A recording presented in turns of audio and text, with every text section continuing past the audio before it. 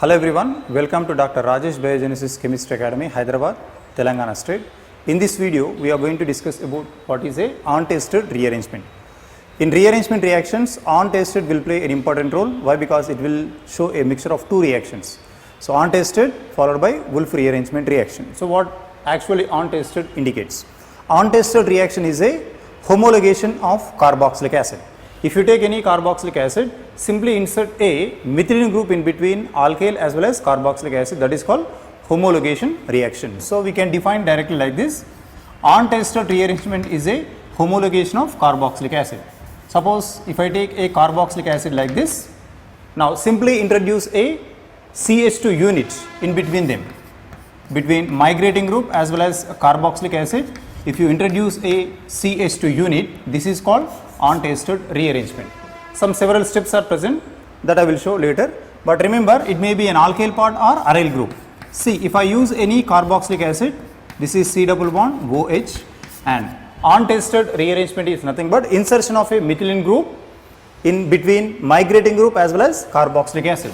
So this is aromatic ring, simply introduce CH2 and here this is C double bond OH. So this is called untested rearrangement. So simply we can define like this: homologation of any carboxylic acid unit is known as untested rearrangement. Okay. So initially this reaction is going to be represented like this. See, first I would like to use a carboxylic acid. Okay. So carboxylic acid is going to react with thionyl chloride first, then it is also reacts with a diazomethane. Carboxylic acid initially reacts with a thionyl chloride, later it is reacts with excess diazomethane, and see, it is reacts with thermal or photochemically we need to use silver 1 oxide, and fourth step is hydrolysis. Okay, and after hydrolysis there is a formation of RCH2, that is C double bond OH, means there is a insertion of methylene group between alkyl group as well as carboxylic acid. This is called untested rearrangement. First we need to take a carboxylic acid, then we react with a excess diazomethane, then we need to react either thermal, otherwise irradiated with any suitable frequency in presence of silver 1 oxide, followed by hydrolysis, you will get homologation product, that is called untested rearrangement. So now I will explain mechanism so that you can get whether it is an intramolecular rearrangement property, otherwise intermolecular rearrangement property, any isotopic effect is observed or not, and finally you can confirm what are the miscellaneous properties of untested rearrangement. Okay. So now I would like to show selective mechanism for this. Okay. So see, remember, in order to write mechanism one should know about what is SNI reaction. SNI reaction is nothing but intramolecular nucleophilic substitution reaction, where carboxylic acid is get converted to acid halides. Why? Because I given a carboxylic acid here. See, if I use a carboxylic acid like this, now I am using a thionyl chloride, S double bond O Cl, and this is Cl. Okay. Now what happens if I use a thionyl chloride? Now this hydrogen as well as chlorine removed in the form of hydrochloric acid. Now this is completely removed in the form of a intramolecular substituting partner, C double bond O, later it is attaches to oxygen, S double bond O Cl. Now what happens? See, this is SNI reaction, intramolecular nucleophilic substitution reaction. Now this chlorine will migrate here, back to back resonance will come here. Now this is completely removed in the form of SO2. Sulfur dioxide is going to be removed here, and see, finally you may get a acid halides like this. So after getting this acid halide, now here diazomethane should be taken in excess amount. Okay. So remember, diazomethane, it should be written like this: nitrogen nitrogen triple bond, this will carry a positive charge and this will carry negative charge. It is also represented in one more way: negative charge migrate here, this pi electron transfer to nitrogen.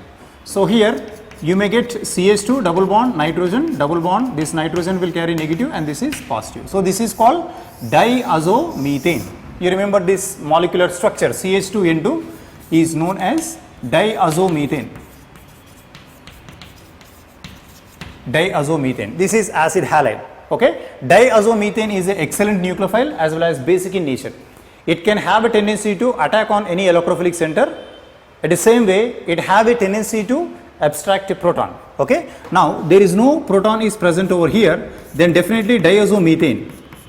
Okay, nitrogen nitrogen triple bond plus, and this is minus. This is called diazomethane. Now this diazomethane will attacks on this electrophilic center. We know carbonyl group is a electrophilic in nature, that will easily accept a nucleophile like this. Why? Because there is no acidic proton, it is a strongest nucleophile. It will migrate over here and see, after migrating, oxygen carry negative charge. See, this will happen here. This is O minus. Now this is hydrogen, nitrogen, nitrogen, triple bond appear here. Now there is a presence of chlorine atom over here now. See, this negative charge will come back like this. Now chlorine will be eliminated out, and this chlorine will take this proton, and see, this carbon carry a negative charge. See, this is CH minus. Now nitrogen, nitrogen will carry triple bond like this. Now this chlorine and hydrogen is eliminated in the form of hydrochloric acid. This is most important in this reaction. So that's why remember, diazomethane should be always taken in excess amount. Without taking this excess amount, what happens? See, the liberated hydrochloric acid will attack one more time on this diazomethane. So the liberated hydrochloric acid, once if they attack on this negative charge will take this proton here. Now you may get CH2 and here you may get N2. Now already Cl minus will be there. This will attack on this carbon, N2 will be removed out. And see, finally you may get alpha halo ketone. This is possible if you are not using any excess diazomethane. So what is the use of excess diazomethane in untested rearrangement? Okay, when we use a excess diazomethane, that will liberate hydrochloric acid. Liberated hydrochloric acid will attack one more time on diazoketone. This is called diazoketone. You remember this, it is most important molecule, that is diazoketone. So the liberated diazoketone is irradiated with photon with a suitable frequency, okay, in presence of a silver 1 oxide, otherwise thermally we can use. Then see, this negative charge will migrate here, this R migrate from here to here, N2 will be removed out. Okay. Now R is migrating on CH. CH and adjacent carbon having double bond, and see, there is a formation of ketene. This is a ketene formation. Okay, this is a Wolff rearrangement, conversion of diazoketone to, what is this? This is ketene, is known as Wolff rearrangement.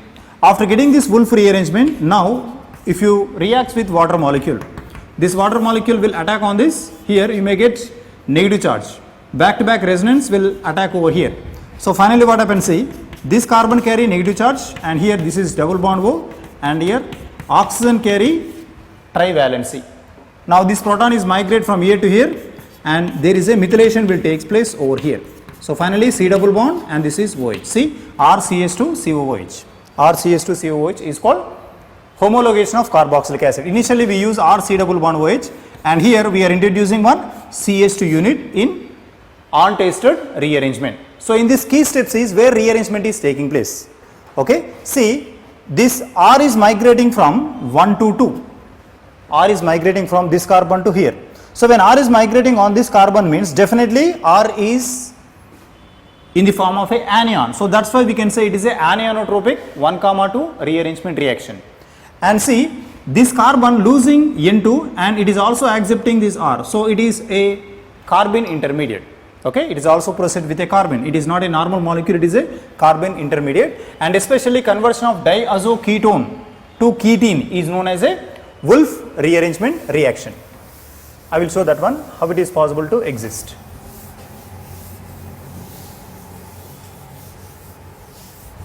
Now, one step is very important in untested rearrangement, that is Wolff rearrangement.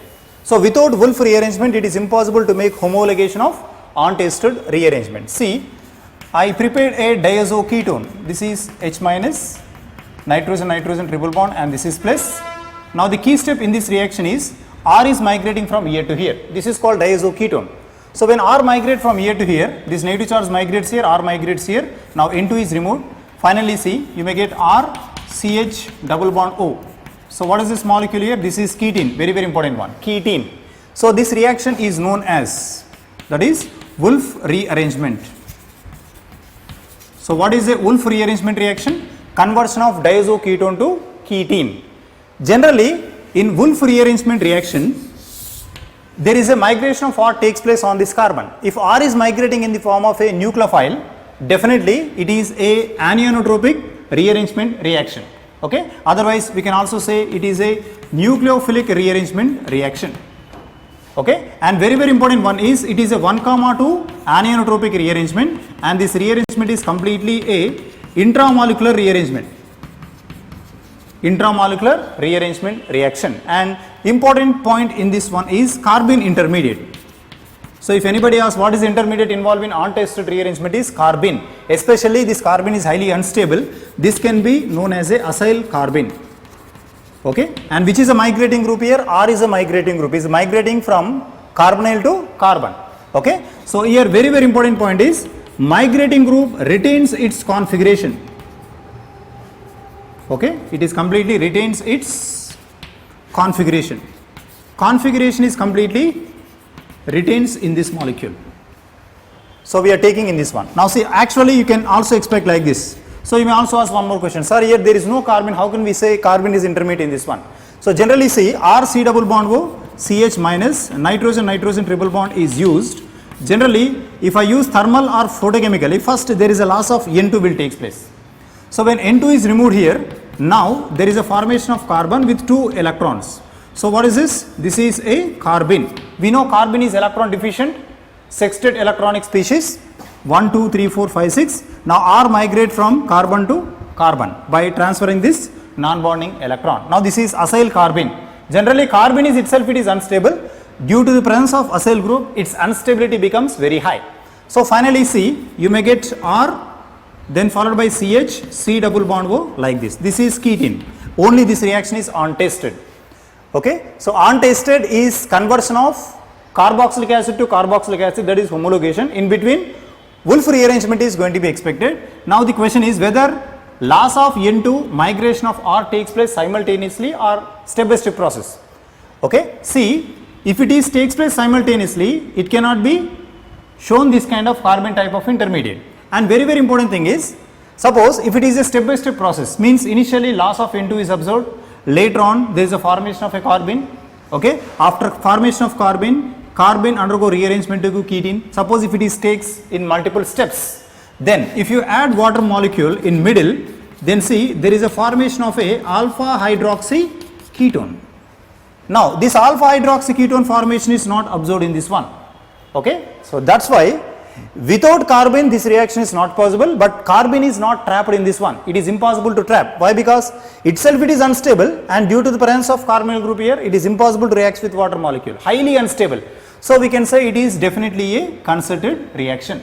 Concerted reaction means loss of N2, migration of R will take place simultaneously.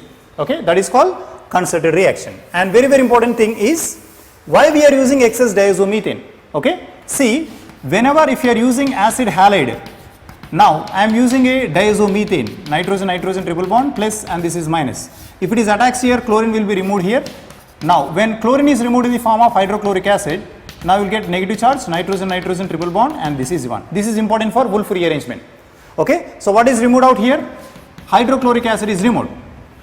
If this hydrochloric acid one more time, if it is attacks on this, there is a formation of a alpha haloketone. We need to remove this hydrochloric acid. So that's why we are using excess diazomethane. So the liberated hydrochloric acid is going to react with diazomethane like this, and finally see this negative charge will take this proton. After taking this proton, you will get CH3 and here N2. And finally nucleophile. What is the nucleophile involved in this reaction? That is chloride. Chloride will attack on methyl. So once if they attacks on methyl chloride, this will attack here, finally N2 is removed, and see the excess converts hydrochloric acid into methyl chloride. This point asked in exam. Excess diazomethane reacts with hydrochloric acid, further it will converts this hydrochloric acid into the form of a methyl chloride, so that it can prevent the attack of hydrochloric acid in diazomethane. So diazomethane can actually participate in Wolff rearrangement. So that's why definitely we need to use a excess diazomethane. And one more, see, when R directly migrated and if they get ketene, this ketene will give different products, that is depends upon the solvent. If it is reacts with water molecule, so you may get carboxylic acid. If they reacts with alcohol, now you may get ester. Okay, if it is reacts with ammonia, now you may get a amide. Many different products are going to be expected here now. And see, If it is reacts with alkyl amine, now you may also get a amide like this. This is C double bond O and here that is NHR. That is the resultant product in untested as well as Wolff rearrangement. Only one point you need to remember, it is an intramolecular 1,2 anisotropic rearrangement, no crossover product. Migrating group will retains its configuration. That point is very important one. Only from that points you may get some questions in your examination. And very important thing is Wolff rearrangement reaction. Okay, Wolff rearrangement is within the molecule only it is observed. So that is most important one, diazoketone to ketene. If you want to prepare any diazoketone, excess diazomethane is required in this reaction. Okay, so that is about reaction as well as mechanism of untested reaction, applications and examination point of view. Some more additional questions we will discuss in your next video. Okay, so such type of advanced level reactions we will discuss every day. Try to like, subscribe and put a comment in comment section.